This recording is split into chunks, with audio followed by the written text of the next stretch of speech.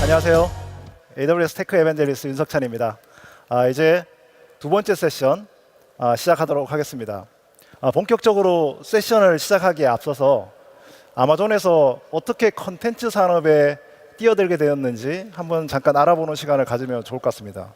이를 통해서 아마존이 컨텐츠 사업을 왜 관심을 갖고 있는지 이런 걸 알 수 있을 거라고 생각이 듭니다. 아마존닷컴이라는 것은 여러분들도 잘 아시겠지만 초기 인터넷으로 책을 파는 온라인 서점이었어요. 그러다 보니까 아주 원초적인 질문을 하게 됩니다. 어떻게 책 읽는 방법을 바꿀 수 있을까? 책이라고 하는 것은 좀 이제 무겁고 들고 다니기가 힘드니까 아마 이런 생각이 들 거예요. 근데 책을 읽는 감성을 희생하지 않고도 언제 어디서나 손쉽게 책을 읽을 수 없을까? 이러한 아이디어가 구현된 것이 바로 2007년도에 나온 킨들이라고 하는 것입니다. 그렇다면 이전 세션에서 배웠던 우리가 아마존의 업무 방식인 고객 지향, 그리고 발명, 그리고 지속적인 인내라고 하는 그런 빅 아이디어가 킨들 개발에 어떻게 적용되는지 한번 살펴보겠습니다. 킨들의 아이디어는 바로 고객의 편에서 먼저 생각을 한 겁니다. 기존 출판사가 내는 책을 그냥 잘 팔기만 해도 수익이 잘 났겠죠. 근데 종이책 위주로 판매를 집중하는 경우에 만약에 우리가 전자책 사업에 뛰어든다고 할 때 기존의 출판사와의 관계가 그렇게 썩 좋지는 않아질 거예요. 그런데도 불구하고 저희가 이 사업을 시작하게 된 것은 바로 고객의 니즈 때문에 그렇습니다. 킨들은 언제 어디서나 내가 구매한 책을 손쉽게 읽을 수 있다는 측면에서 독자에게만 편한 게 아니고요. 그동안 대형 출판 산업에서 소외되었던 그런 1인 독립 저자들, 이런 분들에게도 기회를 주고 있어요. 우리가 이제 킨들 다이렉트 퍼블리싱이라고 하는 서비스를 여러분들이 사용해 보시면 여러분들도 그냥 손쉽게 여러분들이 갖고 있는 컨텐츠를 책으로 만들어서 아마존에서 파실 수가 있습니다. 그런데 킨들을 만들 때 그냥 PC에서 그냥 PDF 읽듯이 전자책을 그냥 읽는 게 아니고 아주 굉장히 독특한 목표를 만들었습니다. 60초 만에 책 한 권을 다운로드 해가지고 종이랑 비슷한 재질에서 읽는 것처럼 하는 것을 목표로 한 거죠. 이미 15년 전에 그런 발명을 생각을 해낸 겁니다. 그래서 원래 이걸 1년 반 만에 개발을 할 거라고 생각하고 시작을 했는데 실제로는 4년이 걸려가지고 2007년 11월 달에야 킨들 첫 버전이 출시가 됩니다. 근데 이제 여기 이제 화면에 보시다시피 킨들 1이 2007년도 11월 달에 나올 때 원래 신문을 4장으로 접은 거에 사이즈랑 거의 비슷한 걸 보실 수가 있어요. 지금의 킨들과 모양이 굉장히 다르죠.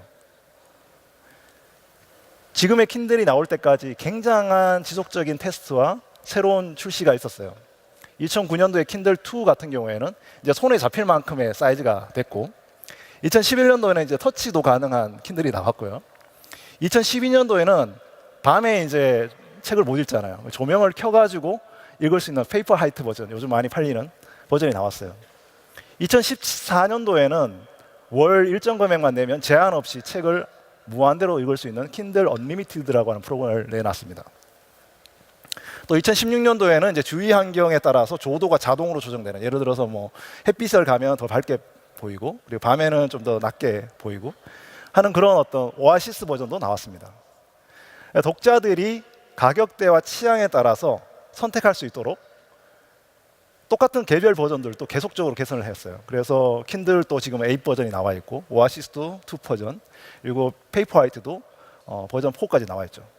이렇게 지속적으로 계속 참으면서 고객들이 필요한 것들을 계속 찾아가지고 바꾸고 개선하는 과정을 거치고 있습니다. 근데 되게 이런 성공 사례만 얘기를 하면 뭐 이렇게 아마존은 다 잘하나 보다 이렇게 생각할 수 있는데 아마존은 그렇지 않습니다. 아마존 내에서도 굉장히 무수히 많은 실패 사례가 있어요. 혹시 여러분들 파이어폰이라고 들어보셨나요? 네, 모르시죠, 그죠? 네. 2014년도에 출시됐다가 그냥 조용히 사라진 스마트폰입니다. 네. 그때 제가 이제 2014년도에 회사 입사했을 때 파이어폰을 샀어요. 이 로열티를 가지고, 주인의식을 가지고. 근데 그 당시에는 획기적으로 앞에 전면에 6개의 렌즈가 있었어요. 그래서 이렇게 딱 얼굴을 대면 이렇게 카메라가 얼굴을 감지하고 3D 화면으로 움직이는 기능을 갖고 있었습니다. 네, 대단히 핵시적인 기술이죠, 그죠? 지금은 굉장히 카메라들이 많이 스마트폰에 달려 있잖아요. 네, 그때만 해도 그런 거는 뭐 당연히 없었었고, 근데 고객들은 그런 스마트폰을 원하지 않았어요. 즉 우리가 아무리 혁신적인 아이디어라고 생각을 하고 만들어도 고객이 선택하지 않은 것은 혁신적인 게 아닌 겁니다. 이러한 실패 사례는 아마존 내에서 전혀 얘기하는 게 꺼려지지 않습니다. 왜냐하면 그런 실패가 아마존 내에서는 용인이 되고 있거든요. 이제 오늘 뭐 제프 베조스의 인용이 굉장히 많습니다. 2016년도에 주주에게 보내는 제프 베조스 편지를 보면요, 이런 얘기가 있어요.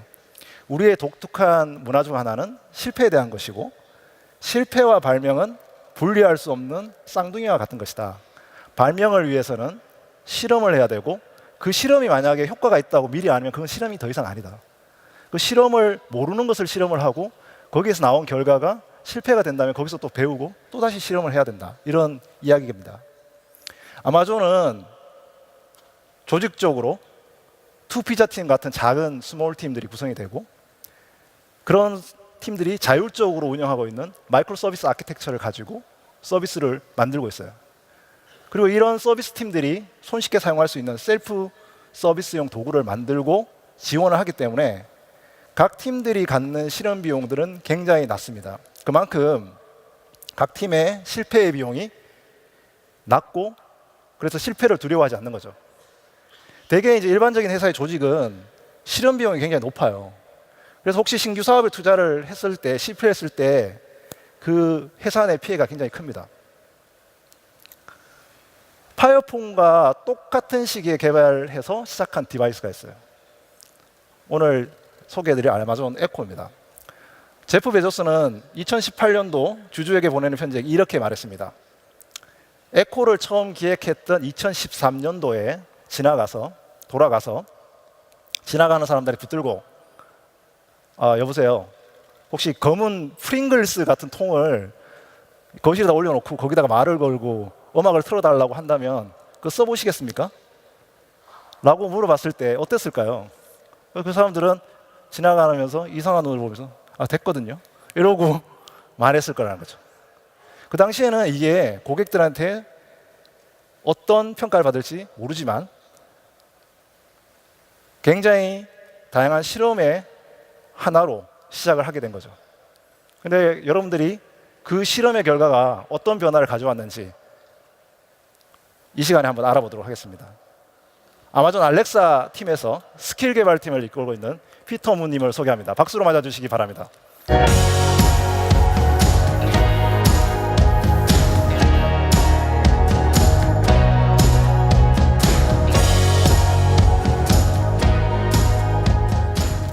네, 안녕하세요. 저는 아마존 알렉사에서 개발팀 시니어 매니저를 맡고 있는 피터문 문성찬이라고 합니다. 저는 이전에 한국에서 여기서 딱 지하철로 한 정거장 떨어진 선릉역에서 개발자로 근무를 했었고요. 또 AWS에서 프로덕트 매니저로 일을 했었는데요. 이렇게 한국에서 열리는 큰 AWS 이벤트에서 많은 여러분들 모시고 말씀을 나누게 되어서 정말 영광입니다.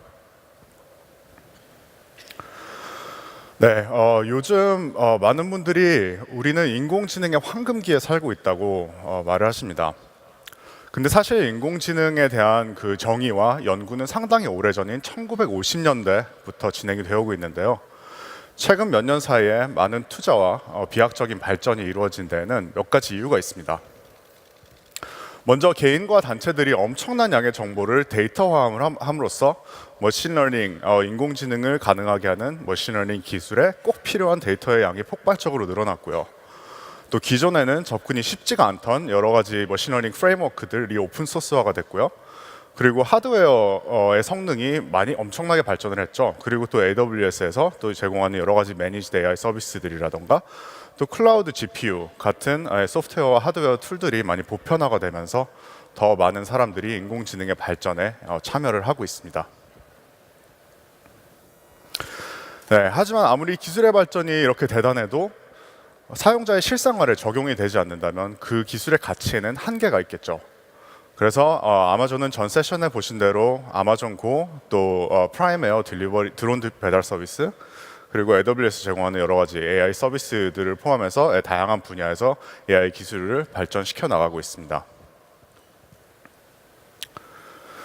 네, 또 제가 일하고 있는 알렉사 역시 인공지능 기술이 실생활에 많은 도움을 주는 좋은 예라고 생각을 합니다. 많은 인공지능으로 이루어지는 이런 사용자 경험들은 마치 공상과학 영화에서 튀어나온 것 같은 그런 느낌을 주는데요. 실제로 알렉사의 모티브가 된 아이디어는 바로 스타트렉 컴퓨터에서 나왔습니다. 스타트렉 영화 보신 분 아마 많이 계시겠지만 거기 보면은 그 캡틴 커크가 타고 다니는 USS 엔터프라이즈에서 커크가 이제 컴퓨터 뭘 해줘라고 하면은 그 컴퓨터가 굉장히 똑똑하게 많은 일을 처리해주죠. 네, 그래서 거기서 모티브가 나와서 알렉사가 이제 탄생을 하게 된 것입니다. 저희가 알렉사를 설명할 때 굉장히 자주 쓰는 말 중에 하나는 앰비언트 컴퓨팅입니다. 컴퓨터나 핸드폰 같이 이렇게 스크린에 국한된 그런 인터페이스가 아니고 사용자의 환경 자체가 사용자를 자세히 알고 또 사용자에게 가장 자연스러운 사람의 대화를 통해서 필요한 정보를 제공하고 또 일을 수행하고 또 즐거움을 주는 것이 이제는 일상생활이 되었습니다. 네, 저희가 2014년에 1세대 아마존 에코를 처음 출시를 했는데요. 그 이후로 고객분들의 반응이 정말로 뜨거웠습니다. 지금까지 아마존에서 출시한 에코 패밀리의 프로덕트들이 총 15만 개가 넘는 별 5개 리뷰를 받았고요. 그 중에 50% 이상이 사랑한다는 말이 포함되어 있었습니다. 그리고 알렉사는 1년에 100만 번 이상의 청혼을 고객님들께 받고 있습니다. 그리고 5년 사이에 알렉사는 이제 80개 이상의 국가에 퍼져나갔고요. 그리고 14개의 현지화된 경험을 이제 제공을 하고 있고, 수백만 이상의 고객분들이 알렉사를 아주 잘 사용하고 계시죠. 그래서 저희가 고객분들이 알렉사를 사용하시는 이런 패턴을 보면은 매일매일 하루 종일 굉장히 다양한 종류의 경험들을 이제 접하고 계시는데요. 아침에 이제 저도 그렇지만 출근하는 시간에 날씨 또 교통 뉴스에 대해서 물어본다던가 아니면은 이제 퇴근하고 나서 집에 와서 저녁 요리를 하는데 레시피 아니면 요리를 하는 과정에서 도움을 받는다던가 또 스마트홈으로 집을 좀 더 편리하게 컨트롤을 하는 그런 기능 등등 여러 가지 그런 기능들을 아주 잘 사용하고 계십니다. 그렇다면 어떻게 알렉사가 이렇게 많은 사랑을 받고 또 고객분들의 일상생활에 꼭 필요한 존재가 되었을까요?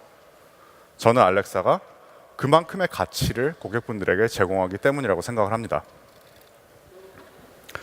네, 그래서 알렉사뿐만이 아니라 그냥 좀 더 일반적으로 기술이라는 것이 사용자에게 전달하는 가치를 말씀드리기 위해 다들 아시는 비즈니스 개념을 잠깐 짚고 가겠습니다. 모든 비즈니스는 돈을 벌기 위해서 존재를 하죠. 그리고 그 가치는 금전적인 이익으로 상당히 간단하게 계산이 됩니다. 버는 돈에서 쓰는 돈을 빼면 이익이 나오죠. 이 똑같은 개념을 사용자의 경험, 유저 익스피리언스 측면에서 생각을 해볼 수가 있습니다. 고객분들이 느끼는 가치는 사용자 경험에서 느끼는 가치는 비즈니스의 가치보다 조금 더 다양하고 조금 더 복잡하지만 같은 프레임워크를 적용을 해볼 수가 있습니다. 결과적으로 어떤 새로운 기술이 같은 경험을 더 빨리 제공을 하거나 같은 시간과 비용으로 더 많은 지식을 얻을 수 있게 해준다. 그렇다면 그 기술은 새로운 가치를 만들어냈다고 할 수가 있겠죠. 네, 음악 감상을 예로 들어보겠습니다. 원하는 음악의 재생이라는 목표까지 가는데 필요한 시간, 또 절차, 고객이 필요한 주의력을 봤을 때 음성 인식의 가치가 확연하게 드러나는 예라고 할 수 있습니다. Alexa, play K-pop 이 한마디로 정말 1, 2초 안에 음악을 바로 들을 수가 있으니까요. 조금 더 많이 옛날로 돌아가자면 옛날에 이런 기술들이 존재하지 않았을 때는 음악회를 직접 방문을 해서 음악을 들었어야 됐죠. 그 이후에 축음기, LP, 카세트, CD, MP3 스트리밍에 이르기까지 기술의 발전은 이 3,000년이 넘게 이어온 음악 감상이라는 취미의 접근성과 퀄리티 그리고 속도를 높이고 그에 드는 시간과 비용을 점점 낮춰왔습니다. 또 다른 측면에서 컴퓨터와 사람의 인터페이스도 마찬가지입니다. 1970년대에는 캐릭터 모드 혹은 텍스트 모드가 있었죠. 다들 많이 기억하시는 MS-DOS. 그걸 기억하시는 분들 많이 계시겠지만 사용자가 컴퓨터가 알아듣는 명령어를 다 배우고 외워서 타자로 쳐서 입력을 해야 됐습니다. 그리고 이제 1980년대 들어서 그래픽 유저 인터페이스가 등장을 하기 시작했죠. 그래서 좀 사용자의 편의성이 조금 더 좋아졌고요. 그리고 1990년대와 또 2000년대 웹의 발전을 거치고 또 2010년대를 지나오면서 모바일 앱과 모바일 웹의 시장이 정말 폭발적인 성장을 이뤘습니다. 이렇게 사람과 컴퓨터의 인터페이스가 점점 더 자연스럽고 더 보편적이고 더 효율적이고 사람에게 가깝게 그렇게 진화를 해왔죠. 그런데 이렇게 점점 더 진화를 해왔는데 이제 모바일 2010년대 정도까지 와서 문제가 하나 생겼습니다. 너무나 많은 정보와 기능들이 이제 생겨났고 그 기능들을 이제 사용자들에게 다 가치를 이제 제공을 해야 되니까 하지만 스크린 위주의 인터페이스는 한계가 있습니다. 요만한 스크린에서 다 모든 걸 보여줄 수 없고 사람이 그 스크린을 본다고 해도 한꺼번에 다 이해를 할 수는 없겠죠. 그래서 저는 이거를 복잡대 성능 비율이라고 잘 얘기를 하는데요. 그런 측면에서 이제 비주얼한 인터페이스는 한계가 좀 있었습니다. 그래서 아마존에서는 이제 이 복잡대 성능 비율의 한계를 어떻게 하면 극복할 수 있을까 굉장히 많이 머리를 싸매고 고민을 했죠. 그래서 아까 전 세션에서 들으신 투피차 팀이 만들어졌고요. 그 투피차 팀이 이제 저희가 스타트랙 컴퓨터에서 얻은 그 모티브를 통해서 알렉사와 아마존 에코를 개발을 하게 된 것입니다. 저희가 2014년에 알렉사를 처음 런치를 했을 때 저희가 가장 중요하게 생각했던 그 인공지능 머신러닝의 분야가 네 분야가 있는데요. 바로 웨이크워드 인식, 그리고 음성 인식, 자연어 인식, 또 음성 합성입니다. 웨이크워드 인식부터 먼저 말씀을 드리자면 알렉사라는 그 키워드, 어떻게 보면 키워드죠. 그래서 이 키워드를 들어야만 스피커가 이제 듣기 시작하고 그 사용자의 오디오를 클라우드로 스트리밍을 하기 시작합니다. 근데 만약에 사용자가 알렉사라고 하지 않았는데 알렉사라고 들었다고 착각을 하고 오디오를 스트리밍을 하기 시작해도 안 되고요. 또 알렉사라고 말을 했는데 그걸 못 알아들으면 또 안 되겠죠. 그래서 웨이크워드 인식의 퀄리티는 정말로 중요했습니다. 그리고 다음 단계인 음성 인식. 음성 인식은 사람이 이제 말로 한 그 오디오 데이터를 텍스트로 변환하는 단계까지를 말합니다. 그래서 저희는 ASR이라고 Automatic Speech Recognition이라고 얘기를 많이 하는데요. 음성 인식 퀄리티 당연히 중요하죠. 그리고 자연어 인식은 그 텍스트로 변환된 사용자가 한 말을 이제 그 일반적인 컴퓨터 코드가 처리할 수 있는 스트럭처가 있는 데이터로 변환하는 과정을 자연어 인식이라고 합니다. 사용자가 예를 들어서 오늘 날씨 어때? 라고 얘기를 했을 때 그 사용자가 날씨가 어떤지를 물어보는 거를 컴퓨터가 알아들을 수 있게 이제 해석을 해서 그 뭐 날씨를 제공하는 서비스를 호출을 해서 데이터를 가져와서 사용자한테 이제 말을 하게 되겠죠. 그래서 말을 하게 되는 단계에서 적용되는 기술이 음성 합성입니다. 어떻게 하면 알렉사라는 그 컴퓨터가 사람처럼 자연스럽게 얘기를 할 수 있을까? 그 문제를 이제 머신러닝으로 당연히 뭐 해결을 한 것이죠. 그래서 음성 합성의 그 자연스러움이 굉장히 또 중요한 한 분야였습니다. 그래서 이 네 분야에 이제 그 머신러닝 기술들을 많이 적용을 해서 이 퀄리티를 굉장히 높여서 출시를 했는데요. 이 네 분야 중에 웨이크워드 인식을 제외한 세 가지의 분야가 다 이제 클라우드에서 일어납니다. 물론 AWS의 기술들을 이제 사용을 했습니다. 그래서 뭐 AWS의 클라우드 GPU가 이제 머신러닝 알고리즘을 트레이닝 시키는데 굉장히 많은 도움을 줬고요. 그런 기술들이 없었다면은 아마 지금의 알렉사가 존재하지 못했겠죠. 자, 이런 인공지능 기술 그 데이터 처리를 클라우드에서 하는 데는 굉장히 많은 베네핏들이 있습니다. 일단 대부분의 그 프로세싱이 클라우드에서 일어나기 때문에 스피커 자체 디바이스는 그렇게 엄청나게 많은 그 계산을 할 필요가 없습니다. 그래서 디바이스가 좀 더 간단하게 임플리멘트가 될 수가 있고, 그리고 하드웨어가 그만큼 파워풀하지 않아도 되니까 좀 더 저렴하게 고객들에게 이런 디바이스들을 제공을 할 수가 있겠죠.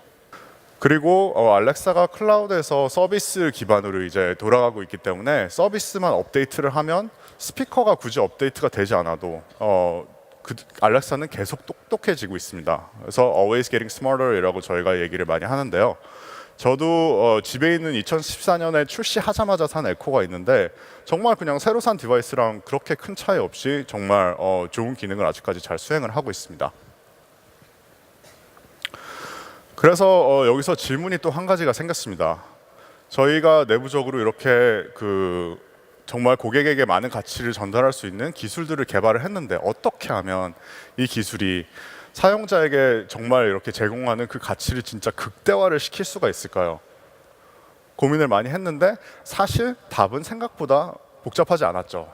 아마존은 AWS를 운영을 하면서 그 빌딩 블럭이 되는 기술들을 이제 전 세계 개발자들에게 쥐어줬을 때 얼마나 이 인더스트리 레벨에 정말 큰 혁신이 일어나는지를 이미 목격을 해왔습니다. 그래서 답은 이 기술들을 오픈을 하는 것이었죠. 네, 그래서 왼쪽에 보시는 알렉사 스킬스 킷은 이제 개발자들로 하여금 알렉사를 더 똑똑하고 더 많은 능력, 더 많은 기능을 수행할 수 있게 마치 앱 스킬이 이제 앱 같은 존재인데요. 그런 스킬들을 만들 수 있게 해줍니다. 그리고 알렉사 보이스 서비스는 이제 디바이스를 만드시는 개발사분들께서 알렉사 보이스 서비스를 사용해서 다른 음성인식 기술을 따로 개발할 필요 없이 그냥 알렉사를 그대로 탑재를 하실 수가 있게 되는 거죠. 그래서 뭐 가전제품이라든지 뭐 스마트홈 뭐 스피커를 비롯해서 자동차, 뭐 아우디, BMW 이런 회사 분들과도 이제 협업을 진행을 하고 있습니다. 네, 그래서 개발자 커뮤니티가 알렉사의 현재까지 이어온 발전과 앞으로 미래에 해나갈 그 발전에도 정말 굉장히 중요한 역할을 해주시고 계시는데요. 또 지금 말씀드린 이제 스킬과 그 디바이스 메이커 이외에 또 스마트홈, 여러 가지 스마트홈 이제 서비스 프로바이더들이 계시는데요. 그분들께서도 음성 인식 기술을 스마트홈 그 컨트롤에 이제 도입을 하시기 위해서 많은 협업을 하시고 또 스마트홈 스킬들을 이제 만들어 주시고 계십니다. 그래서 알렉사 스킬스 킷은 5년 만에 약 8만 개 이상의 스킬이 이제 전 세계에 출시가 되게 됐고요. 그래서 개인 사용자분들이 주로 이제 많이 사용을 하고 계시죠. 하지만 알렉사의 유스 케이스는 개인 사용자분들께 이제 국한된 것이 아닙니다. 그래서 Alexa for Business라고 알렉사와 AWS가 협업을 하는 서비스인데요. 이 서비스를 이용해서 기업 고객분들이 기업에 특화된 알렉사를 많이 사용을 하고 계시고요. 그리고 커스텀 스킬을 개발을 하셔가지고 이게 다양하게 그 임직원분들의 효율성을 높이고 편리성을 높이고 그렇게 작업을 하고 계십니다. 가트너라고 유명한 그 리서치 회사가 있죠. 가트너에서 2021년까지 70%의 기업 단체들이 그 임직원들의 프로덕티비티, 효율성과 그 업무를 돕기 위해서 AI 기술들을 사용하게 될 것이다 라고 리포트를 했는데요. 2021년 2년밖에 안 남았습니다. 70%의 기업들이 이렇게 그 AI를 사용하시게 될 거라는 것은 정말 굉장한 그 예측이죠. 그리고 알렉사 보이스 서비스 쪽에서도 정말 많은 그 디바이스 메이커 분들이 알렉사가 탑재된 디바이스들을 출시를 해주셨습니다. 그래서 여기 보시는 이 디바이스들은 다 아마존에서 만든 디바이스가 아닙니다. 이 디바이스들은 전부 다 외부 개발사에서 만든 디바이스들이고요. 제가 좋아하는 자동차는 여기 포함이 되지 않았네요. 하지만 자동차도 이미 출시된 자동차들이 몇 개가 있습니다. 그래서 이제 그 100개, 이제 150개가 아마 넘은 것 같습니다. 150개 이상의 디바이스 타입들이 이제 나와 있고요. 1억 개가 넘는 알렉사가 탑재된 디바이스들이 세상에 나와 있습니다. 그리고 스마트홈 분야에서도 정말로 많은 그 스마트홈 디바이스들이 이제 나와 있는데요. 여러 가지 스마트홈 플랫폼들이 다 알렉사의 그 음성인식 기술과 연동이 돼서 Works with Alexa라는 저희 그 승인 프로그램을 통해서 그 이제 승인을 받으시고 아마존에서 많은 판매를 하고 계시죠. 그래서 이제 알렉사와 연동이 되는 스마트홈 디바이스의 그 종류가 약 2만 개 이상이 됐다라고 말씀드릴 수 있습니다. 자, 이번 시간에는 한국 기업 중에 알렉사 플랫폼을 이용해서 성공적으로 글로벌 사업을 진행하고 계신 고객분의 사례를 들어보고자 합니다. 여러분도 일상생활에서 많이 사용하시는 렌탈 비즈니스의 국내 선구자인 웅진 코웨이의 안진혁 상무님을 소개합니다.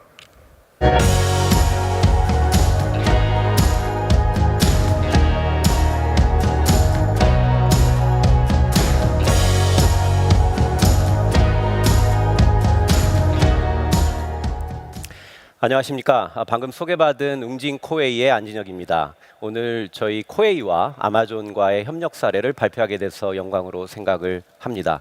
여러분이 가지고 계신 다양한 제품과 서비스가 글로벌로 진출하려고 하는 데 있어서 저희 사례가 큰 도움이 됐으면 좋겠습니다. 웅진 코웨이는 여러분도 잘 아시다시피 국내에서 정수기와 청정기 분야에서 수익을 달리고 있는 회사입니다. 코웨이는 1989년에 서비스를 시작을 해서 98년에 IMF 때죠. 그 새로운 렌탈 판매 서비스를 시작을 했고 작년 기준으로 해서 매출 2.7조 그리고 영업이익 5,200억을 달성을 했습니다. 제조를 가지고 있는 회사가 영업이익률이 20%에 육박한다는 것은 굉장히 놀라운 수치라고 생각을 합니다. 아울러 말레이시아에서도 올해 아마 3,500억 정도의 매출을 돌파할 것으로 예측이 되기 때문에 코웨이의 비즈니스 모델은 굉장히 글로벌적으로도 우수한 성공 사례가 되리라 생각을 합니다. 지금 보시는 제품은 저희가 미국 전략 모델로 글로벌 전략 모델로 제작을 한 에어메가라는 제품입니다. 이 제품은 저희가 해외 진출을 고려해서 처음에 디자인을 했기 때문에 여러 가지 새로운 다양한 기능들을 탑재하였습니다. 먼저 와이파이 기능이 탑재돼서 IoT로 실내 공기와 밖의 공기들을 같이 비교해서 보여주는 디스플레이가 장착이 됐고요. 그리고 당연히 앱으로도 제어 가능할 수 있도록 현재 개발이 되었습니다. 그리고 또 필터 교체나 이런 것들이 좀 편리하게 될 수 있는 그 성능 좋은 일체형 필터 그리고 양면 흡입 기능들이 탑재된 제품입니다. 저희는 이 제품을 미국에서 출시하면서 아마존과의 협력 모델들을 처음부터 적극적으로 고려하였습니다. 그래서 2017년 저희가 아마존 알렉사의 커스텀 스킬을 이용한 연동 작업을 개발을 하였고요. 덕분에 저희는 세계 최초로 알렉사와 연동된 공기청정기를 개발한 회사라는 타이틀을 얻게 되었습니다. 2018년 작년에는 필터를 자동으로 배송해주는 DRS 서비스를 연동을 했고요. 저희는 이 미국에서의 스마트홈 스피커가 전체적으로 가전 시장이라든지 새로운 마케팅 세일즈 모델로서 되게 좋은 전략 모델이 될 것이기 때문에 이를 활용하면 저희 제품의 판매에도 큰 도움이 되리라 생각을 하고 진행을 하였습니다. 저희가 붙인 알렉사 스킬입니다. 저희의 최초 개발 모델은 전원 온오프 그리고 팬 스피드 그리고 조명을 껐다 켜는 것, 취침 예약, 필터 잔량, 실내 공기질을 모니터링할 수 있는 기능들을 갖추고 있고요. 좀 커스텀 스킬로 개발을 했기 때문에 저희 개발자들이 굉장히 고생을 많이 했습니다. 왜냐하면 전원을 껐다 켜는 스킬만 해도 63개, 팬 스피드 조정 스킬만 해도 50개 정도에 달할 정도로 굉장히 복잡한 그 구현이었습니다. 특히 미국 사람들이 얘기하는 문장의 형태라든지 그리고 발음의 형태에 따라서 저희는 이것들을 트레이닝하는데 약 5개월 정도의 많은 시간들을 투입해야만 했습니다. 현재 알렉사를 이용한 저희 공기청정기의 제어 부분들의 통계들이 좀 나오는데요. 대부분의 고객들이 단순히 전원을 온오프 하는데 쓰는 기능들이 활용률이 50%가 넘고요. 팬 스피드 같은 경우는 26% 정도를 현재 스킬에서 사용을 하고 있습니다. 재미있는 통계는 단순한 제어 기능들은 알렉사를 통해서 활용을 하고 좀 더 복잡한 예를 들어 공기질을 확인한다던가 또는 스케줄링을 하는 것들은 저희가 제공하는 앱을 이용을 하고 있습니다. 이렇게 행태가 좀 바뀌는 이유는 아무래도 미국 같은 경우는 아마존과 에코와 같은 스마트 스피커의 보급률도 높고 주택의 크기가 크기 때문에 리모컨 대용으로서는 아마존 알렉사를 충분히 활용을 하고 좀 더 전문적인 기능들이 필요하면 전용 앱을 이용하는 패턴들이 안착된 것이 아닌가 생각을 합니다. 당연히 저희 에어메가의 백엔드 플랫폼 그리고 알렉사의 스킬을 위한 백엔드 플랫폼은 AWS IoT PaaS로 구현이 되어 있습니다. 이 자리에 같이 참석한 저희 코웨이의 IoT 개발팀의 개발자들이 굉장히 고생을 많이 했는데요. 당연히 저희가 서버리스로 구축하는 과정에서 처음에는 이에 대한 기술 확보나 좀 더 그 전체 범위가 너무 넓었기 때문에 많은 어려움이 있었습니다. 다만 그 과정에서 저희는 그 AWS의 완전 관리형 서비스인 IoT PaaS를 활용함으로써 저희가 잘할 수 있는 분야 쪽에 좀 더 집중할 수 있었습니다. 덕분에 지금은 좀 더 안정성이라든지 시스템을 운영하는 데 있어서 좋은 경험이 쌓인 것 같습니다. 다음은 대쉬의 DRS 서비스를 좀 소개시켜 드리도록 하겠습니다. 저희 에어메가 제품이 이 DRS 서비스를 적용을 했는데요. 이 DRS 기능은 아마존 프라임 회원들한테 필터가 떨어졌을 때 자동으로 배송해주는 이런 정기 소모품 자동 배송 서비스입니다. 여러분 대쉬 서비스를 좀 들어보셨을 텐데 1세대가 버튼을 이용하는 것이고요. 2세대가 버추얼 대시라고 해서 앱에서 이용하는 기능이고 지금은 3세대가 나와서 바로 DRS 서비스로 운영이 되고 있는데 저희 에어메가 제품은 이 DRS가 지난 여름에 적용이 됐습니다. 시스템에서 필터 사용량을 측정한 다음에 필터 교체가 필요할 경우 저희 공기청정기가 와이파이 신호로 아마존에 이 관련된 정보들을 전송을 합니다. 그렇게 될 경우 프라임 회원 같은 경우는 이에 대한 그 메일을 받게 되고요. 자동으로 필터가 배송되는 방식인데 이 방식들에 대한 반응들이 상당히 좋아서 저희가 올 2019년 2쿼터에는 DRS 서비스가 적용된 정수기를 아마존에서 새롭게 런칭할 예정입니다. 아울러 이 DRS 서비스의 공기청정기는 올해 내에 유럽과 일본으로 확대될 만큼 굉장히 좋은 반응을 얻고 있습니다. 특히 제품을 수출하는 입장에서 보면 알렉사가 연동되는 것 그리고 DRS가 적용되는 것들은 굉장히 좋은 베네핏이 있다고 저희는 생각을 합니다. 보시는 것처럼 이러한 협력을 통해서 코웨이의 에어메가는 최초에 진출했었을 때 미국 내에서 브랜드 어웨어니스가 없어서 굉장히 매출에 어려움이 있었습니다. 저희 글로벌에 있는 많은 판매 조직들이 이에 대해서 열심히 노력을 했는데요. 2016년 판매 개시됐을 때 대비 아마존 알렉사가 연동된 다음에 저희는 약 200%가 넘는 매출의 성장을 거두었습니다. 그리고 그 다음에 DRS 서비스가 적용된 다음에는 역시 또 100%가 넘는 성장을 거두게 됐고요. 그리고 또 이 모델이 일본과 유럽으로 확대됨으로써 굉장히 또 빠른 속도의 판매 성과에 기여할 수 있을 것이라 올해 기대를 하고 있습니다.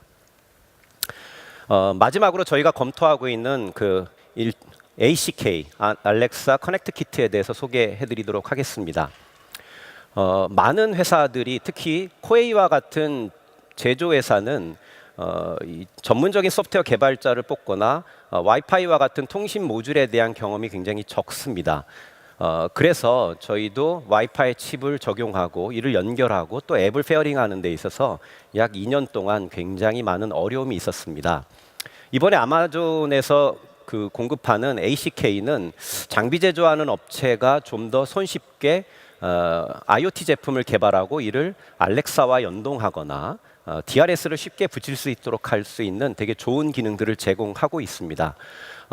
와이파이 모듈인데 블루투스와 그 다음에 듀얼 밴드를 지원하고 있어서 알렉사의 음성 명령만을 가지고 제품을 와이파이로 페어링하거나 제어하는 것들이 간단하고요.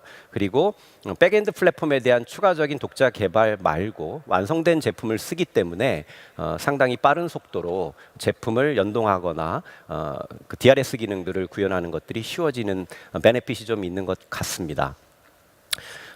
이 코웨이의 저희들의 사례를 보면 제조업체가 글로벌을 진출할 때 있어서 어떤 부분들을 활용을 하고 또 아마존과 같은 파트너들을 어떻게 활용을 하면 실제적으로 매출의 성장과 그리고 또 성공을 거둘 수 있는지 좋은 사례가 되지 않을까 생각을 합니다.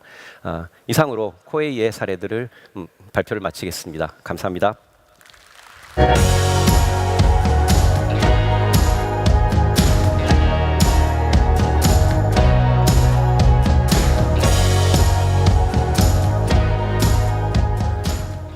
안진혁 상무님 감사합니다. 아까 제가 그 에코를 처음 출시했을 때 저희가 중요하게 생각했던 그 네 가지의 그 머신러닝 분야를 말씀을 드렸었는데요. 이제는 현재까지 어떻게 그 기술 또 새로운 기술들이 이제 발전을 해왔는지 또 앞으로 미래엔 어떻게 나아갈 것으로 예상이 되는지 말씀을 좀 드리려고 합니다. 네, 미래에서 저희가 정말 중요하게 생각하는 알렉사의 그 네 가지 그 분야는요. competency, context awareness, 그리고 self-learning and naturalness라고 말씀을 드릴 수가 있습니다. 아까 말씀드렸던 그 네 가지 분야가 좀 더 기술 중심적인 분야였다면 이 네 가지 분야는 사용자 경험 중심적인 분야라고 말씀을 드릴 수가 있겠습니다. 컴피턴시를 먼저 보자면 지금까지 정말 엄청나게 그 성장을 해왔죠. 그래서 5년 만에 8만 개가 넘는 스킬들이 이제 여기 그 스토어를 통해서 여러분들 그 알렉사 고객분들에게 이제 그 어베일러블 되게 됐고요. 그리고 1억 개가 넘는 알렉사가 탑재된 디바이스들이 그동안 이제 세상에 나왔죠. 그래서 알렉사가 좀 더 많은 기능을 수행할 수 있게 되고 좀 더 많은 지식을 가질 수 있게 됐다고 말씀을 드릴 수 있습니다. 그리고 컴피턴스에서 또 중요한 부분은 이제 낮은 에러율이겠죠. 인공지능 음성인식 기술의 정말 중요한 그 팩터라고 할 수 있습니다. 저희는 그동안에 정말 여러 가지의 테크닉을 통해서 에러율을 지속적으로 낮춰왔는데요. 2014년에 출시를 했을 때도 상당히 낮았던 에러율이 그동안에 점점 더 많이 낮아지게 되었죠. 그래서 많이 쓰는 기법 중에 하나가 이제 액티브 러닝이라는 기법인데요.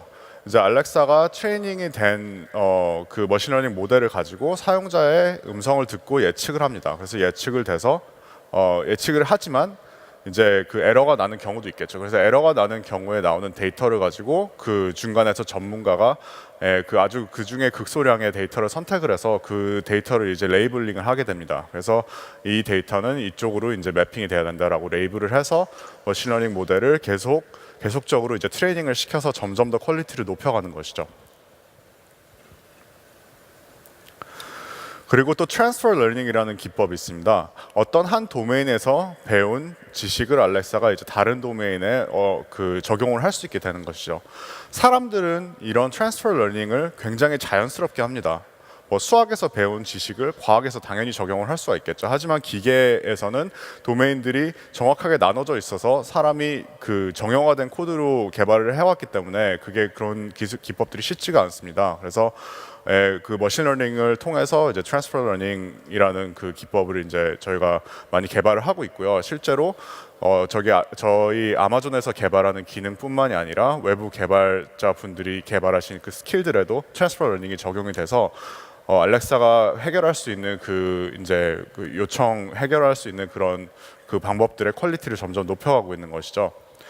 예를 들어서 음식점 날씨 데이터에서 어떤 날씨에, 예를 들어 비가 오는 날씨에 칼국수집이 인기가 정말 많다라는 데이터를 가지고 비 오는 날에 사용자가 요리 레시피를 추천해줘라는 질문을 했을 때 이제 칼국수를 추천해주는 이런 간단하게 예를 들자면 그런 경우가 있을 수 있겠습니다.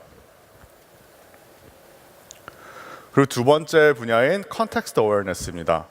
컨텍스트 어웨어니스가 굉장히 중요한 점은 사람이 어떤 상황에 처했는지에 따라서 그 사람이 이제 하는 명령을 다른 방식으로 처리를 해줘야 되기 때문이겠죠. 물론 이것도 인간 대 인간의 대화에서는 정말 자연스럽게 일어나는 일이지만 컴퓨터의 입장에서는 그렇게 쉬운 일이 아닙니다. 제가 좋아하는 예인데요. 이것은 저는 개인적으로 재미있는 예라고 생각을 합니다. 알렉사가 처음에 출시가 돼서 인기가 높아지면서 이제 방송을 조금씩 타기 시작했습니다. 그래서 여러 가지 드라마라던가 또 광고라던가 코미디 쇼라던가 이런 데서 사람들이 알렉사를 이제 그 데모를 하기 시작했어요. 그래서 알렉사한테 조크를 얘기해 달라고 하던가 이런 다양한 것들이 이제 방송을 탔는데요. 문제는 굉장히 많은 고객님들이 TV 가까운 데다가 알렉사를 놓고 있었다는 겁니다. 그래서 알렉사가 TV에서 나오는 명령을 듣고 그 명령들을 실행하기 시작했어요. 상당히 큰 문제로 번질 수도 있었던 그런 프로블럼인데요. 이것들을 해결하기 위해서 저희는 학계에서 개발된 Acoustic Fingerprinting이라는 기술을 적용을 했습니다. 이 기술은 어떤 오디오 데이터를 가지고 그 오디오에서 마치 사람의 지문과 같은 유니크한 그 데이터로 변환을 시켜주는 기술인데요. 그래서 예를 들어서 제가 뭐 Alexa play some music이라고 얘기를 했다면 이 그 오디오를 가지고 이제 그 핑거프린트를 뽑아낼 수가 있습니다. 그래서 지금 제가 말한 그것을 녹음을 해서 핑거프린트를 했다라고 하면 제가 좀 이따가 Alexa play some music이라고 또 한 거랑 매치가 되지 않습니다. 제가 생각해도 좀 신기하긴 한데요. 그래서 핑거프린팅 그 이 기법을 통해서 만약에 그 고객 3명 이상의 고객의 알렉사를 통해서 같은 핑거프린트를 가진 소리가 동시에 들린다면 알렉사 클라우드에서 그것을 방송을 통하여 나오는 명령으로 인식을 하고 핸들을 하지 않습니다. 그리고 또 이제 아마존에서 내부적으로 제작을 하는 광고 같은 경우에는 미리 이제 지문을 따놓죠. 그래서 그 핑거프린트를 가지고 그냥 더 간단하게 한 명의 고객을 통해서 그 광고의 음성이 들어오더라도 그것을 처리를 하지 않을 수가 있습니다. 네. 그리고 또 컨텍스트 캐리오버라는 그 기법이 있는데요. 예, 그 맥락 유지라고 설명을 드릴 수 있습니다. 그래서 또 이것도 사람은 당연히 자연스럽게 하는 일인데요. 예를 들자면 뭐 내일 설악산 날씨가 어때?라고 고객이 이제 질문을 했을 때 상당히 친절한 질문이죠. 의도는 날씨를 당연히 물어보는 것이고 장소는 설악산, 시간은 내일. 친절하게 알렉사가 그 의도를 처리하는데 필요한 모든 정보를 고객이 말을 해줬습니다. 하지만 그 다음 턴에 다음 날은? 이라고만 얘기를 했을 때는 많은 정보가 존재하지 않죠. 알렉사가 들은 것은 그냥 어떤 날의 다음 날이라는 얘기밖에 없는데 그 전에 했던 대화의 히스토리를 보고 거기서 의도는 날씨고 장소는 설악산이다라는 내용을 유추를 해야 됩니다. 또 다음 턴에 가는 길은 괜찮을까? 라는 질문을 했을 때 이제 또 다른 정보가 제공이 됐죠. 그래서 가는 길이 괜찮을까는 교통 정보를 물어보는 그런 의도인데요. 근데 위치나 시간이나 이런 것들을 제공하지 않았죠. 또 이제 히스토리를 보고 알렉사가 유추를 해야 됩니다. 사람이 보기에는 굉장히 간단한 그런 문제인데요. 기계의 입장에서 봤을 때는 그 사람이 기계의 그 코드를 짜낸다면 이런 모든 어디로 튈지 모르는 사람의 이런 대화를 가지고 모든 가능성을 다 파악을 해서 그것을 코드로 짤 수는 없겠죠. 그래서 이런 식으로 맥락 유지를 하는 데는 당연히 머신러닝의 그 확률적인 계산이 들어가게 됩니다. 또 하나 상황 인지와 관련된 기능인데요. 속삭임 기능입니다. 저도 애를 셋을 키우고 있는 입장에서 정말 마음에 와닿는 광고라고 할 수 있는데요. 먼저 광고 보시겠습니다.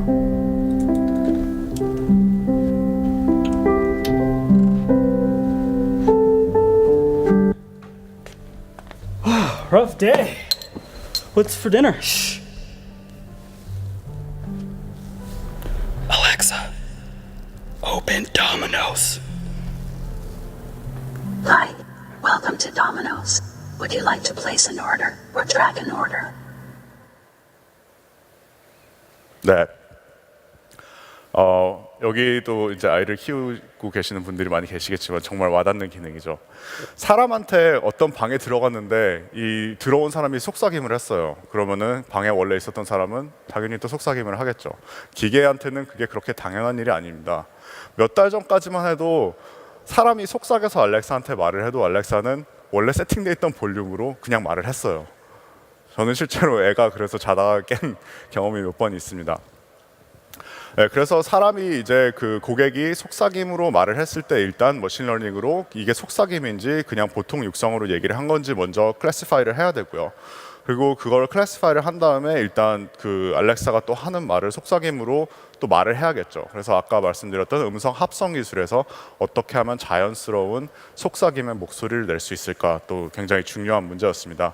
이제 다 해결이 됐고 실제로 그 속삭임 모드를 사용을 하실 수가 있고요. 그리고 또 하나의 그 상황 인지 기능 중에 어쿠스틱 이벤트 디텍션이라고 사람이 말하는 음성 외의 소리를 감지하는 기술이 있습니다. 그래서 알렉사한테 알렉사 나 외출하러 나갔다 올게 라고 얘기를 해놓으면은 알렉사가 화재 경보라던가 유리창이 깨지는 이런 그 고객이 알아야 되는 그런 소리를 이제 디텍트를 해서 노티피케이션을 보내주게 되죠. 그리고 또 하나 재밌는 기능이 있습니다. 의도 예측, 헌치라는 그런 기능인데요. 알렉사가 사용자가 어떤 걸 필요로 하는지 알아서 먼저 능동적으로 이제 질문을 해주고 일을 해결해주는 그런 기능입니다. 영상 보시겠습니다.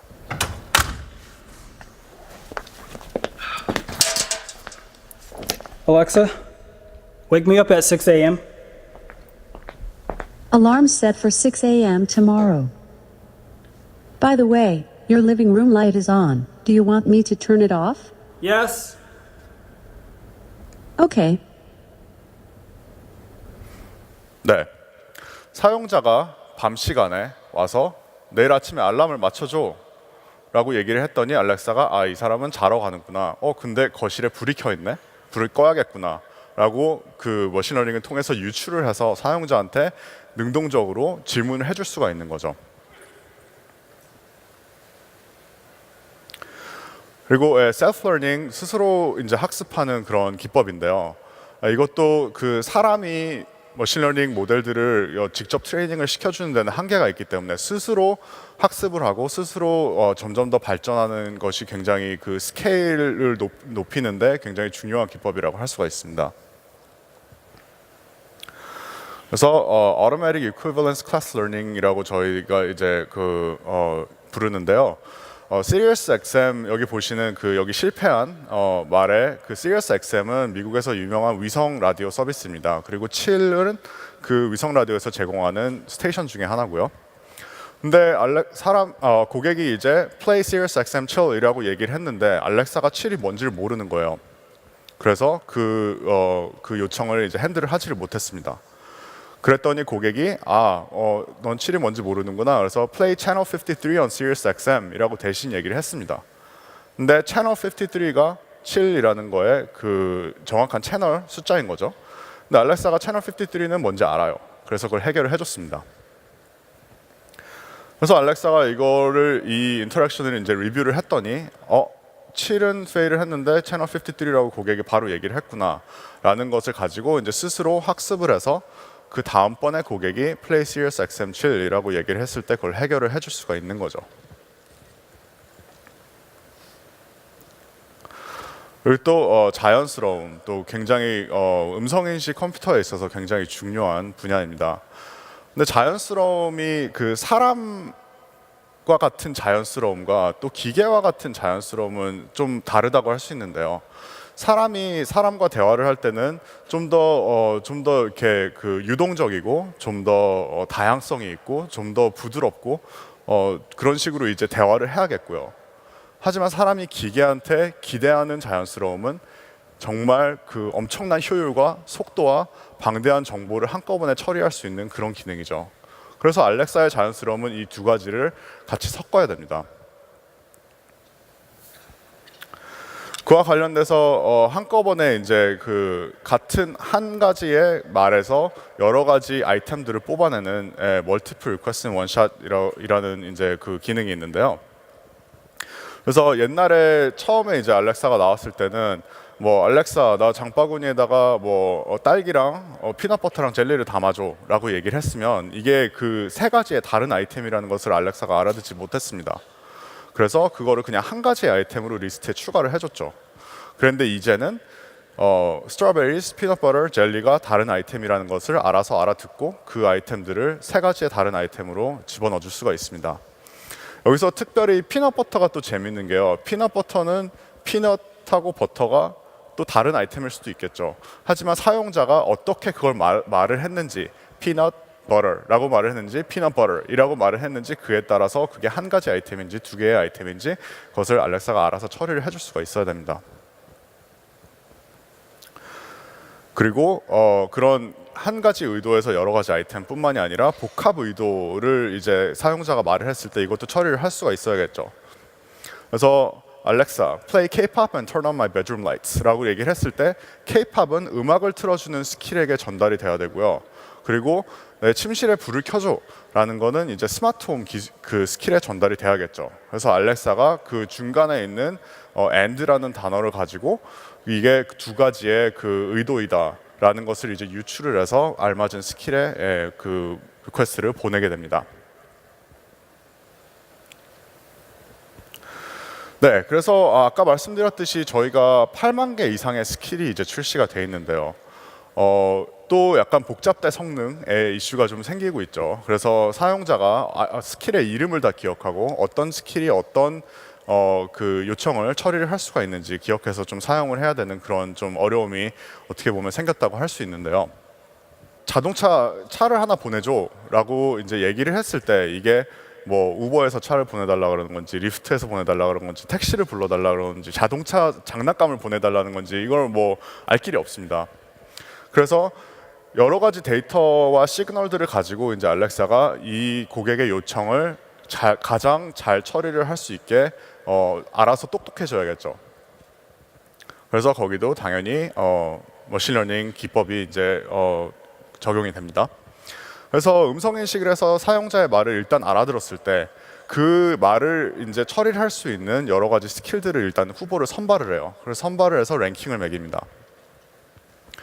그리고 그 랭킹을 매기고 그 이외에 다른 상황 시그널에 대해서 뭐 스킬의 정보라던가 뭐 유저의 정보라던가 뭐 유저가 어떤 스킬을 전에 사용한 적이 있는지 아니면 어떤 스킬에 그 어카운트를 연동을 해놨는지 등등등 여러 가지 시그널들을 이제 파악을 해서 또 랭킹을 한 번 더 매기게 되죠.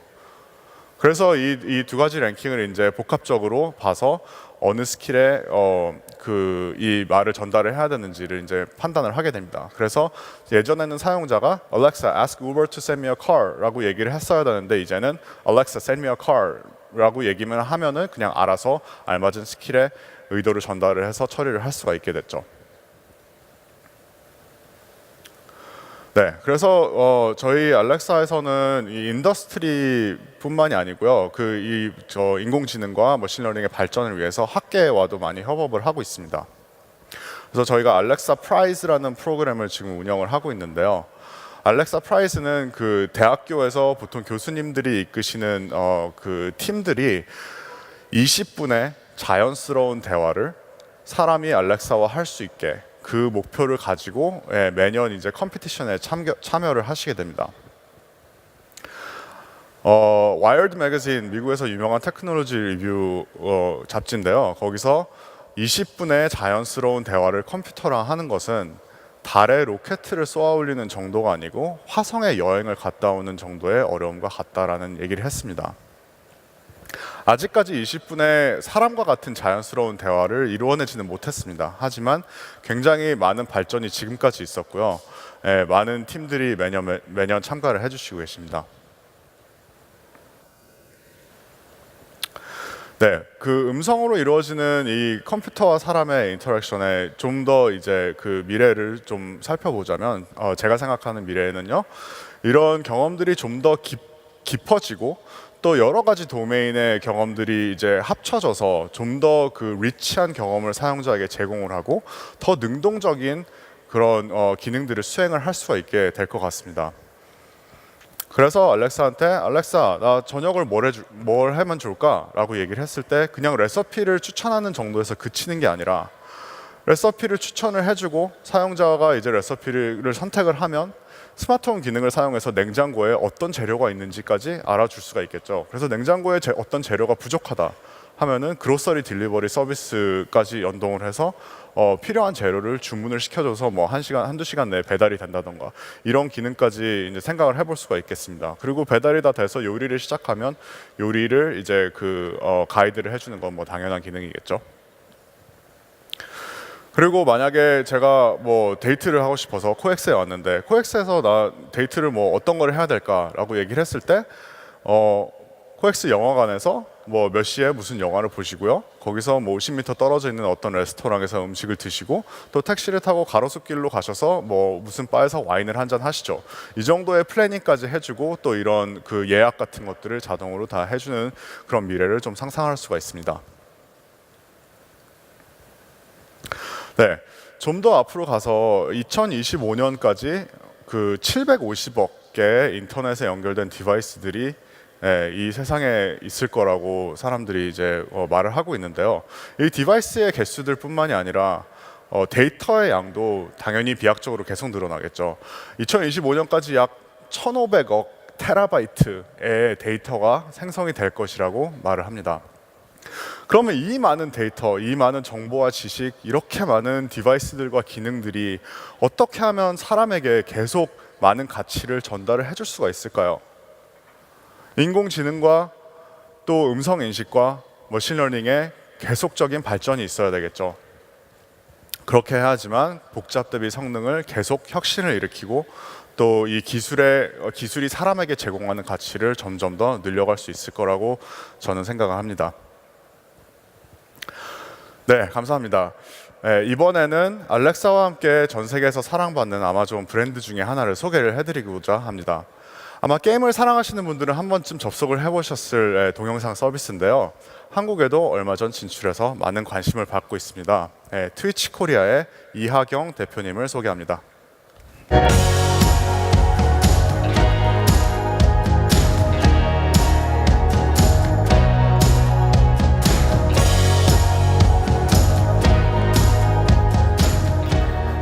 안녕하십니까. 트위치 코리아 이하경입니다. 저는 오늘 세계 최대 라이브 스트리밍 서비스 트위치에 대해서 여러분들께 소개하는 자리를 마련하고자 합니다. 여러분들도 아시다시피 엔터테인먼트는 변화하고 있고 변했습니다. 지금 이 순간에도 1초에 7TB가 넘는 인터넷 컨텐츠가 생성되고 있습니다. 오늘날의 유저들은 컨텐츠의 홍수 속에서 살고 있다고 해도 과언이 아니죠.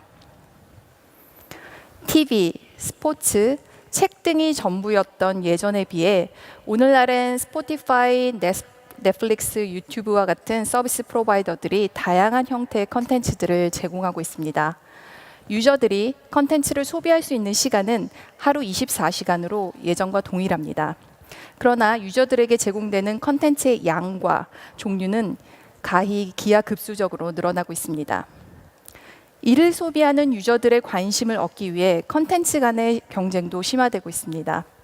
이에 따라 유저들의 어텐션 스팬도 함께 짧아지고 있는데요. 최근 유저들의 어텐션 스팬이 얼마나 짧아졌는지를 보여주는 자료입니다.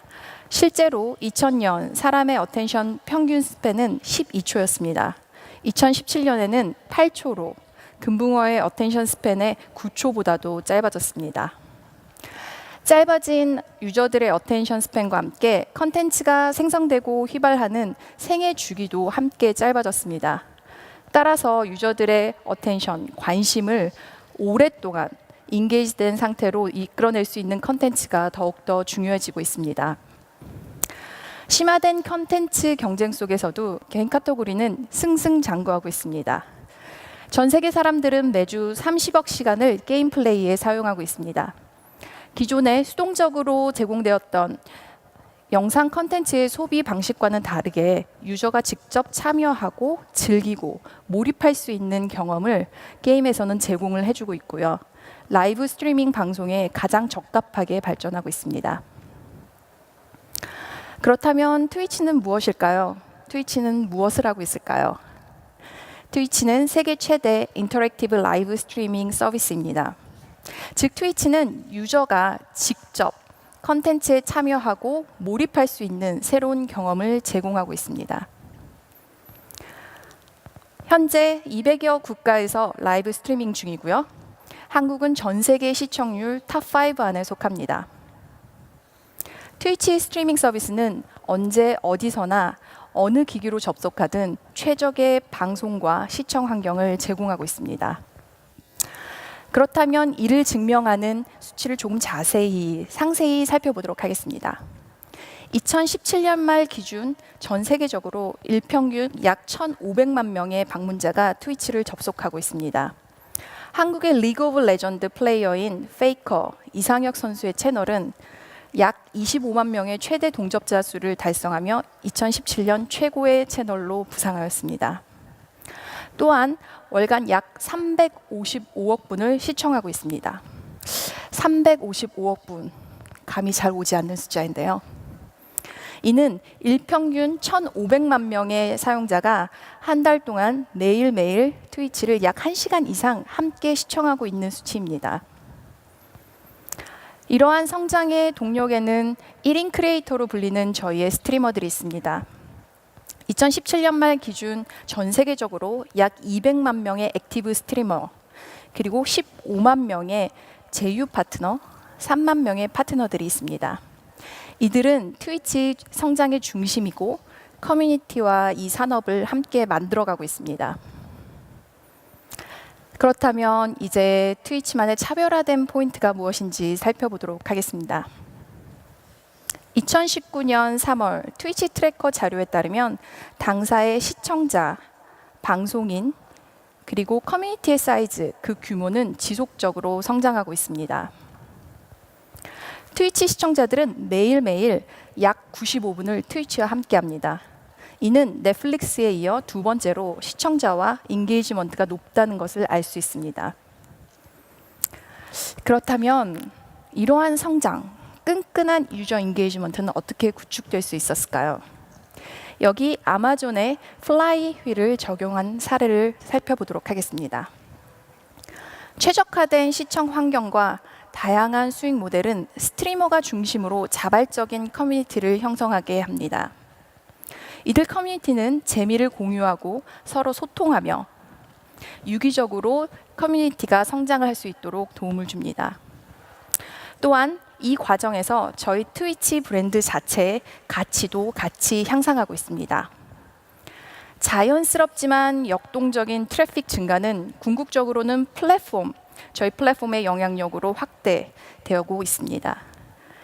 저희와 함께 하고자 하는 컨텐츠 제공자, 1인 크리에이터, 그리고 개발자들에게 이를 통하여 새로운 시장과 기회를 제공해 줌으로써 다양한 컨텐츠 확보라는 선순환의 구조를 구축하게 된 것입니다. 이러한 트위치만의 매력과 특징은 어떻게 사용자들과 연결되어 있을까요? 앞에서 조금 말씀드렸던 부분인데요. 저희는 파트너들과 스트리머들이 있습니다. 이들은 시청자들을 이끌고 연결하는 아주 강력한 인플루언서입니다. 스트리머를 중심으로 트위치는 개발자에게도 오픈된 플랫폼입니다. 그 중에서 트위치 익스텐션은 개발에 관심 있는 유저, 개발자, 이들이 다양한 방식으로 새로운 기능들을 직접 참여하여 만들 수 있습니다. 예를 들면 채널에서 리더보드를 만든다거나 미니게임 함께 한다거나 이런 것들을 통해서 더욱 참여감 있는 새로운 형태의 엔터테인먼트 경험을 제공합니다. 트위치 드롭스는 또 다른 차별화 기능인데요. 이는 게임 유저에게 인게임 아이템 제공으로 특별한 혜택을 주고요. 저희 스트리머들에게는 보다 많은 시청자들을 모으고 유지하는 기능으로, 게임사에게는 기존의 홍보 수단에서 벗어나서 게임 시청을 통해 게이머들을 컨버전하고 리테인하는, 증대시키는 일석삼조의 효과를 가지고 있는 트위치만의 아주 특별한 차별화된 기능입니다. 이제 이렇게 연결된 커뮤니티를 어떻게 더 끈끈하게 유지해 가는지에 대해서도 간단하게 살펴보도록 하겠습니다. 트위치는 매년 e스포츠 리그에 지속적으로 투자하고 있습니다. 이제 공식 e스포츠 리그를 보기 위해 어느 매체로 가야 하는지, 어디로 들어가야 하는지 고민하실 필요가 없습니다. 트위치에서 전 세계 다양한 리그를 직접 보고 함께 즐기며 매년 그 시간을 같이 기다리게 됩니다. 여기서 이러한 지속적인 성공을 위해서는 파트너사와의 협력도 필수적인 요소입니다. 오늘 블리자드 코리아의 전동진 대표님을 이 자리에 모셔서 저희와 블리자드가 한국에서의 협업 사례를 한번 들어보도록 하겠습니다.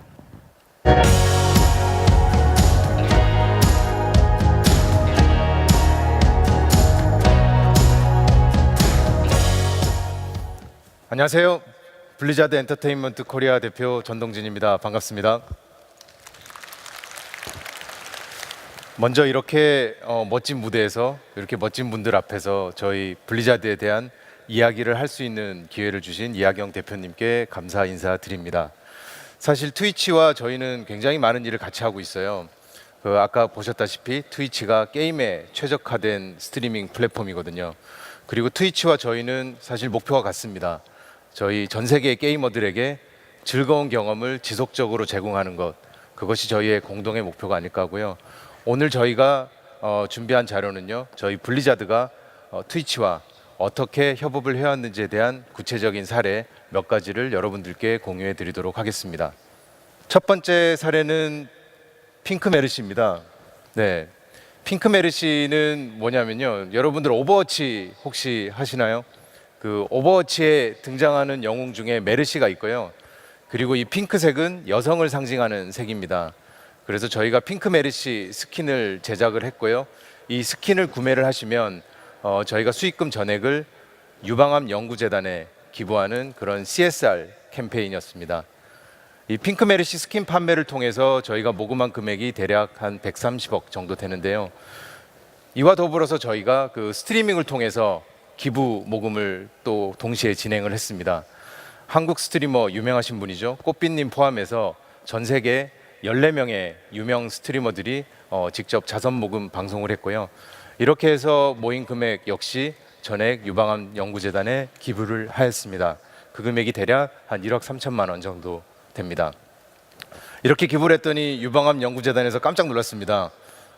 재단 역사상 가장 역대 최대 그 기부였다고 하더라고요. 그리고 아까 잠깐 나왔던 트위치 드랍스 기능을 활용해서 이 캠페인에 참여한 그 시청자들에게는 저희가 누적 시청 시간에 따라서 인게임 아이템 그리고 스프레이 이런 것들을 증정을 했었습니다. 다음 사례는 오버워치 팬 페스티벌입니다. 오버워치 팬 페스티벌은 작년에 개최됐던 행사고요. 그 작년에 저희가 오버워치에서 아주 중요한 그 두 가지 컨텐츠를 공개했었는데요. 그 첫 번째는 디바가 주인공이 됐던 애니메이션입니다. 애니메이션의 제목은 슈팅스타였고요. 이 애니메이션을 공개했었고, 두 번째로는 한국의 아름다운 도시죠. 부산이 오버워치 게임 안에 들어왔고요. 이 부산 맵을 공개를 했었습니다. 이렇게 멋진 컨텐츠를 공개하기 위해 제프 카플란, 오버워치의 게임 디렉터인 제프 카플란이 한국을 찾았었고요. 이틀 동안 팬들과 함께 아주 즐거운 행사를 펼쳤었는데요. 이 행사는 트위치를 통해서 생중계가 됐었습니다. 이때 생중계됐을 때 최고 동접자 수가 6만 5천 명이었었고요. 총 누적 시청자 수는 86만 명을 넘어섰습니다. 그리고 이 행사에서는 현장에 트위치 스트리밍 부스를 만들어서요. 스트리머들이 직접 이 행사를 방송할 수 있게끔 그렇게 제공을 했었었고요. 이 스트리머들끼리의 이벤트 매치 무대도 만들었었습니다. 또한 트위치 익스텐션 기능을 활용해서 채팅창을 통해 경품 퀴즈 이벤트도 진행을 했었습니다. 다음 사례는 오버워치 리그입니다. 오버워치 리그는 프로 경기죠. 메이저리그라고 할 수 있고요. 지역 도시를 기반으로 20개 팀이 지금 LA 버뱅크에 위치한 저희 블리자드 아레나에서 시즌2 경쟁을 벌이고 있습니다.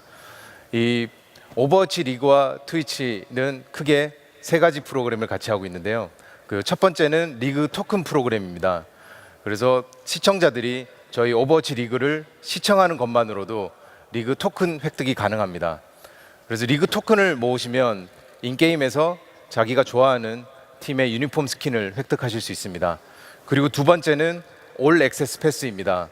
올 액세스 패스를 구매하시면 트위치 이모티콘, 리그 팀 스킨 등 오버워치 인게임 아이템을 얻을 수가 있고요. 그리고 커맨드 센터를 이용할 수 있습니다. 커맨드 센터를 이용하시면은 중계 화면이 아니라 그 각각의 플레이어 시점에서 내가 게임을 볼 수가 있고요. 또 게임 전체를 보기 위해 탑뷰로 위에서 경기장 전체를 내려다 볼 수도 있습니다. 그런 기능들을 올 액세스 패스를 구매하시면 저희가 제공하고 있고요. 그리고 마지막으로는 광고 없이 리그를 볼 수 있는 기능 제공하고 있습니다. 또 트위치 앞에 비트를 구매하시면 채팅창에서 좋아하는 팀이나 선수를 응원할 수 있는데요. 그렇게 되면 오버워치 인게임 스킨, 이모티콘 등을 또 획득할 수 있습니다. 그래서 트위치와 함께 마련한 이러한 피처들을 통해서 오버워치 리그의 시청자 수도 늘리고 시청자들의 오버워치 게임에 대한 인게이지먼트도 같이 늘려왔습니다. 마지막 사례는 트위치 이어엔드 파티입니다. 2017년도에 저희 블리자드가 이 파티를 후원했었고요. 이 파티를 후원하면 장점이 있습니다. 저희가 한 분 한 분 모시기에는 그 스트리머들이 너무 바쁘세요. 근데 트위치 파티에는 꼭 오시더라고요. 그래서 저희가 이 파티에 후원함으로써 저희의 게임을 방송하시는 스트리머들을 한 자리에서 뵐 수 있었고요. 이분들이 각각 또 개인 방송을 하시는데요. 거기에 저희 컨텐츠가 공개 보이고 저희 블리자드 로고가 노출이 돼서 저희한테는 굉장히 좋은 효과가 있었습니다. 네, 이상으로 몇 가지 사례를 소개해 드렸고요. 여기 계신 분들은 저희 아이디어를 바탕으로 더 멋진 사례들 많이 만들어 주실 것이라고 기대합니다. 그러면 이하경 대표님을 다시 모시겠습니다. 감사합니다.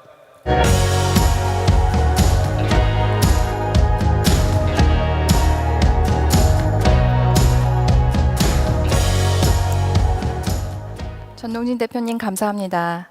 좀 전에 대표님이 말씀하신 트위치 이어랜드 파티는 저희의 또 다른 자랑거리 커뮤니티 프로그램의 일환입니다. 트위치는 온라인, 오프라인을 통해 다양한 이벤트와 커뮤니티 프로그램을 지원하고 있는데요. 이는 시청자와 스트리머가 함께할 수 있는 장을 만들고 커뮤니티가 해당 컨텐츠로 지속적으로 참여할 수 있도록 지원하고 있습니다.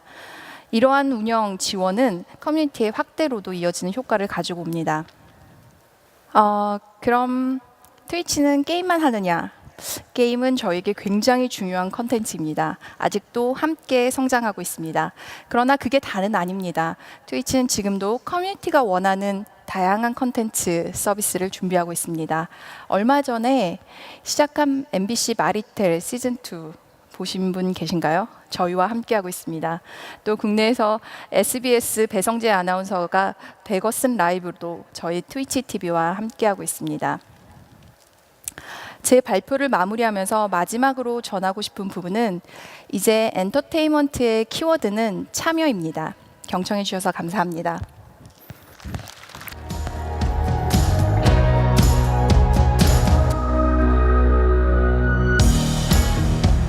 네, 감사합니다. 네. 자, 트위치 이하경님 그리고 블리자드 전동진 대표님 좋은 발표 감사드립니다. 이제 어디서나 재미있고 컨텐츠를 무제한으로 즐기는 거 사실 소비자의 욕구를 충분히 채워줄 수 있는 멋진 서비스다 이렇게 볼 수 있겠습니다. IT 업계 종사하면서 시간이 지나도 이제 변하지 않는 이런 단순한 아이디어를 발견해내고 만들어낸다는 거 참 즐거운 일인 것 같습니다. 아마존 역시 이런 아이디어를 구체화하는데 다양한 실험과 규모에 걸맞는 또 실험 실패들을 하고 있죠. 아마존 프라임 멤버라는 그 회원들한테 더 많은 혜택을 부여하기 위해서 TV 및 영화 컨텐츠를 무제한으로 볼 수 있는 아마존 프라임 비디오라고 하는 서비스를 하고 있는데요. 그러다 보니까 이제 특색 있는 더 많은 오리지널 컨텐츠가 필요할 때가 있어서 저희가 아마존 스튜디오라고 하는 것을 만들고 직접 제작에 참여하고도 있습니다. 이 아마존 스튜디오에서 만든 드라마는 1억 명이 넘는 아마존 프라임 멤버들한테 우선 제공이 되고요. 또 이들 중에 일부 작품의 질이 굉장히 높은 작품은 저희 에메이상 후보에 올라가기도 했었습니다. 영상뿐만 아니라 음악에 대한 수요도 굉장히 높기 때문에 아마존 뮤직이라는 서비스도 저희가 출시를 하고 있고 또 아마존이 만드는 파이어 TV 그리고 파이어 태블릿 등에서 사용 가능한 다양한 서드파티 애플리케이션을 제공하는 앱스토어도 운영을 하고 있습니다.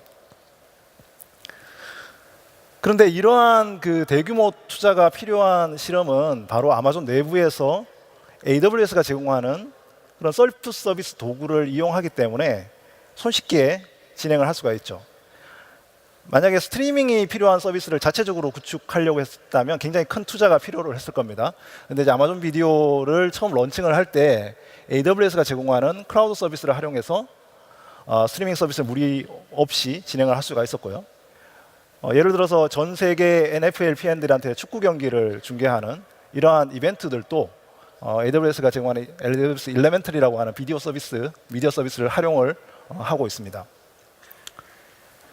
또 동영상 서비스에서는 그 실시간으로 동영상 조회수나 그 사용자 간의 그 단말기 간의 뭐 연계라든지 끊김없이 볼 수 있으려면 이제 위치를 잡거나 이렇게 하기 위한 데이터들 이런 것들이 계속 꾸준히 쌓이는데 이 아마존에서 저희가 다이나모DB라고 하는 노시컬 서비스를 통해 가지고 30%가 넘는 속도 향상 그리고 초당 10만 번이 넘는 트랜잭션을 아마존 프라임 비디오 서비스도 사용을 하고 있어요. 그러니까 여러분들도 만약 여러분들이 갖고 있는 서비스가 있으시면 AWS 클라우드가 제공하는 그런 셀프 서비스들을 활용해서 아마존과 똑같은 방법으로 낮은 비용으로 새로운 서비스를 시작할 수가 있겠죠. 네. 아마존의 문화와 클라우드를 접목해서 기존 조직의 변화를 얻으려고 하는 분들이 오늘 많이 오셨을 거라고 생각이 됩니다. 임원분들도 계실 거고 회사에서 팀장을 하시는 분들도 계실 거고요. 만약에 이런 분들이 있으시다면 여러분들한테 제가 AWS 디지털 애노베이션이라고 하는 프로그램을 소개를 해드리고 싶습니다. 이 프로그램은 아마존의 혁신 방법을 여러분의 기업에 도입을 하시고자 할 때 도움을 드리는 프로그램입니다. 먼저 저희한테 이제 문의를 주시면 간단한 이런 교육, 오늘 들었던 그런 주제와 비슷한 교육을 해드리고, 그리고 기존 조직에 어떤 문제가 있는지를 먼저 탐색을 한 다음에 저희가 워킹 백워드라고 하는 프로세스로 일을 하잖아요. 그 워킹 백워드를 실제로 여러분들 기업에서 새로운 제품 기획을 할 때 도입을 해서 PR, FAQ 방식으로 정리한 다음에 그 제품을 클라우드 기반으로 간단하게 프로토타입을 만들어 볼 수 있게 도와드립니다. 이제 마지막으로 이제 아마존이 어떻게 혁신을 만들고 있는지 잠깐 요약을 하고 마치도록 하겠습니다. 아마존은 전체 조직을 투피자 팀이라고 하는 자율적인 소규모 팀으로 구성하고요. 새로운 아이디어를 발명할 수 있는 권한을 줍니다. 그리고 이들이 직접 서비스를 만들어 운영할 수 있도록 마이크로 서비스 아키텍처를 구성하고, 개발과 운영에 대한 비용을 대충 납을 수 있는 그런 지원 툴들을 제공합니다. 이것이 바로 조직과 그리고 아키텍처의 저희 메커니즘이 되겠죠. 이러한 조직 및 아키텍처는 아마존의 독특한 어떤 그 메커니즘과 문화를 통해서 가속화되는데요. 지금 워킹 백워드라고 하는 고객 기반으로 거꾸로 일하는 방식, 그리고 회사 구성원들이 가지고 있는 14가지 리더십 프린시플, 리더십 원칙에 의한 조직 문화입니다. 아마 오늘 여러분들이 아마존 이노베이션 데이가 아마존의 혁신 방식을 여러분의 조직에 어떻게 적용해 볼 수 있을까 한번 생각을 해보실 수 있는 그런 유익한 시간이 되셨길 바랍니다. 긴 시간 끝까지 참여해 주셔서 대단히 감사드립니다. 이 남은 시간도 즐거운 AWS 및 경험해 보시기 바랍니다. 네, 감사합니다.